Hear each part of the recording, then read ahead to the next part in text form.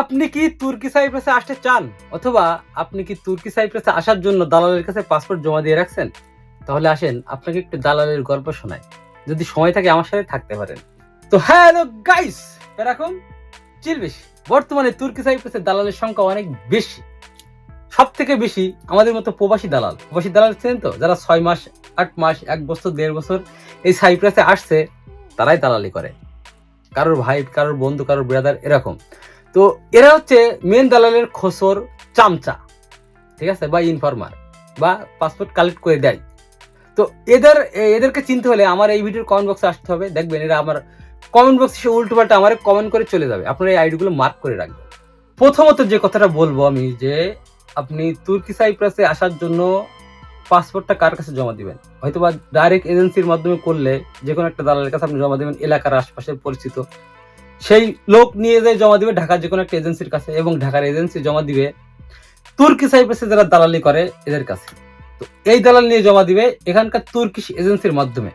দেওয়ার পরে আপনার পাসপোর্টটা মনে করেন যে জমা হবে, হওয়ার পরে আপনার পারমিটটা বের হবে। একটা সিস্টেম। দ্বিতীয় সিস্টেম হচ্ছে যে আপনার যে আত্মীয় স্বজন, বন্ধু বান্ধব, ভাই ব্রাদার, মামু খালু চাচা আছে, আপনার এদের কাছে ডাইরেক্ট যখন জমা দিবেন, এরা কি করবে, এরা হয়তোবা ডাইরেক্ট এই তুর্কি সাইপ্রাসের যে কোনো একটা দালাল অথবা ডাইরেক্ট তুর্কি সাইপ্রাসের যে কোনো একটা এজেন্সির মাধ্যমে কাজগুলো করবে। একটা শর্ট, একটা লং, ঠিক আছে? তো বিষয়টা হচ্ছে এরকম, এইভাবে আপনার পাসপোর্টটা জমা হবে এবং আপনার নামে একটা ভিসা বেরোবে, অর্থাৎ একটা পারমিট বেরোবে, আপনি তুর্কি সাইপ্রাসে আসতে পারবেন। দ্বিতীয় যে ব্যাপারটা সেটা হচ্ছে ভাই, আপনি পাসপোর্টটা জমা দিচ্ছেন, দেওয়ার পরে 2 লাখ টাকা হয়তো বা দিচ্ছেন পাসপোর্টের সাথে। এখন আপনাকে একটা ফেক বায়ু ব্যুরো দেওয়া হয়েছে, ফেক পারমিট পেপার দেওয়া হয়েছে, ফেক একটা প্লেন টিকিট দেওয়া হয়েছে। হওয়ার পরে আপনার কাছে 5 লাখ 7 লাখ 8 লাখ টাকা নেওয়া হয়েছে। এমন কি আছে, অনেকের কাছ থেকে পুরো টাকাটা শোধ করে নেওয়া হয়েছে, কমপ্লিট করে নেওয়া হয়েছে, অনেকের এয়ারপোর্ট থেকে ব্যাকেও আনা হয়েছে, ঠিক আছে? এইগুলো কি জন্য করছে, তাই তো? এগুলো করছে একটা কারণে, যে তুর্কি সাইপ্রাসে বর্তমান যে দালালরা আছে, এমন কোনো দালাল নেই যে তার 50টা পাসপোর্ট জমা নিয়ে নাই। তো 50টা পাসপোর্টের 50টা লোক তো আর একরকম না, হাওড়া যাওয়ার কিছু থাকে নাকি? তো কেউ যায় তার বাড়িতে হুমকি দিচ্ছে, তারে হুমকি দিচ্ছে, বা তারে টর্চার করতেছে। তো এইসব লোকগুলো থামানোর জন্য আপনার মতো সহজ সরল বোকা কিছু প্রাণী আছে, এদের কাছ থেকে এই ফেক ডকুমেন্ট দিয়ে টাকাগুলো নিয়ে তাদের টাকাগুলো শোধ করতেছে, পাসপোর্টগুলো ফেরত দিচ্ছে, ঠিক আছে?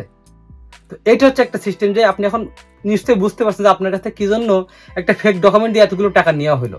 আপনার কাছ থেকে টাকা নিয়ে আরেকজনের টাকাটা শোধ করা হয়েছে। তৃতীয় যে বিষয়টা সেটা হচ্ছে, ভাই আমি তো 1 বছর 1.5 বছর 2 বছর 3 বছর পাসপোর্ট জমা দিয়ে রাখছি, আমার কি হবে? বিষয়টা হচ্ছে ভাই, আপনি পাসপোর্ট জমা দিয়েছেন 1 বছর 1.5 বছর 2 বছর 3 বছর, এর ভিতরে কিন্তু 2 বার ভিসা বন্ধ হয়েছে, তার ভিতরে একবার ভিসা খুলেও দিছে, আপনাকে কিন্তু সে আনতে পারেনি। তো এখন সে আনতে পারবে কিনা এর কোনো গ্যারান্টি নাই। কিন্তু ভিসাটা খুলবে, অবশ্যই ভিসাটা খুলবে, 1 মাস 2 মাস 3 মাস 4 মাস সব ভিসাটা কিন্তু খুলবে।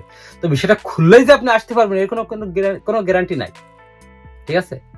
তো এখন আপনি যদি ভাবেন যে আপনি এখানে যাবেন, ওখানে যাবেন, এই করবেন, তাহলে সেটা সম্পূর্ণ আপনার ব্যক্তিগত ব্যাপার। তো আমি আপনাকে একটা কথা বলতে চাই, যে এইবার বিষয়টা খোলার পরেও কোনো গ্যারান্টি নাই যে আপনাকে সে নিয়ে আসতে পারবে। তো যাই হোক, ভিডিওর লাস্ট পর্যায়ে এসে আমি আপনাদেরকে একটা গুরুত্বপূর্ণ কথা বলতে চাই।